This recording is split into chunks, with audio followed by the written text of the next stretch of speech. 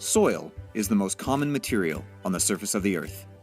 Not only does it nourish the plants and all creatures on earth, but also it can be made into construction materials to provide shelters for the people. What's more, at the dawn of human civilization, it was the right material for the first pottery ever made. Soil can also inspire the creativity of artists, who midwife the birth of clay sculpture art. As a form of clay sculpture art that can be frequently seen in the daily life of Chinese people, Chinese mudmen sculptures are renowned for their exaggerated and vivid appearances, and their gorgeous or simple and natural colors.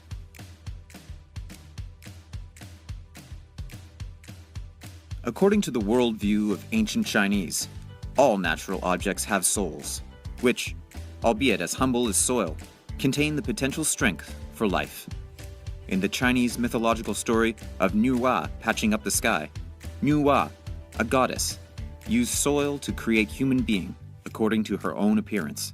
To some extent, the major objective of Chinese mudmen sculpture art is to recreate the lives that were initially created from soil according to the aforementioned mythological story. Mudmen sculpture art has a long and consistent history in China, and some masterpieces of old ages passed down from generation to generation. Most mudmen sculptures of Qin and Han dynasties are mortuary objects in graves of that period, with figurines of soldiers, servants, and attendants being the most popular. This is a manifestation of ancient Chinese belief of treating the dead the same way as if they were alive. During the Sui and Tang dynasties, booming Buddhism and Taoism engendered various kinds of religious clay sculptures, which precipitated the development of Chinese mudmen sculpture art as a result.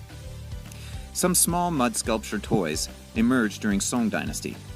The famous Mo He Le of North Song period was once a popular folk mud doll, which people played during Double Seventh Festival. Mud artworks, especially small mud sculptures, maintained their popularity among Chinese people after Song dynasty. Thanks to this great historical continuity, today we can enjoy the masterpieces of mud figurine Zhang of North China and Huishan mud figurine of South China, the two shining diamonds on the crown of Chinese mudmen sculpture art. The typical procedure of making mudman sculptures includes preparing the material, molding, and color painting, etc. Turning the common clay into a fabulous mudmen sculpture is really an amazing process. Regarding the selection of materials, the stickier and less sandy clay is the favorite.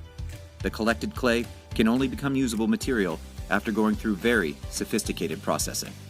Molding is a crucial process that can define the proportionality and characteristics of a mudmen sculpture. The clay can only become a vivid figure sculpture after delicate dealings with details. Although photography didn't exist in the ancient era, mud sculpture could vividly depict human characteristics. The crux here was to grasp the looks of figures. Thanks to their skillfulness, the craftsmen were able to adeptly translate their ideas into vivid mud figures. Color painting is the next procedure. By applying painting tactics, color painting can enrich the details of the molded sculpture, the most important part of which is to paint the eyes of the mudmen sculpture. Such a step can inject a sense of life into the still sculpture. As one Chinese folk saying goes, 30% of a perfect mudmen sculpture has something to do with molding, while the remaining 70% depends on color painting. This just attests to the importance of color painting in mud sculpture making.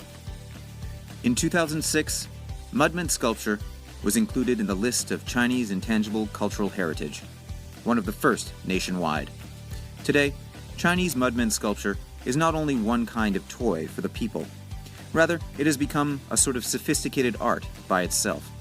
Being passed down from generation to generation, Chinese mudmen sculpture is set to hold its unique artistic charm and robust vitality in the future.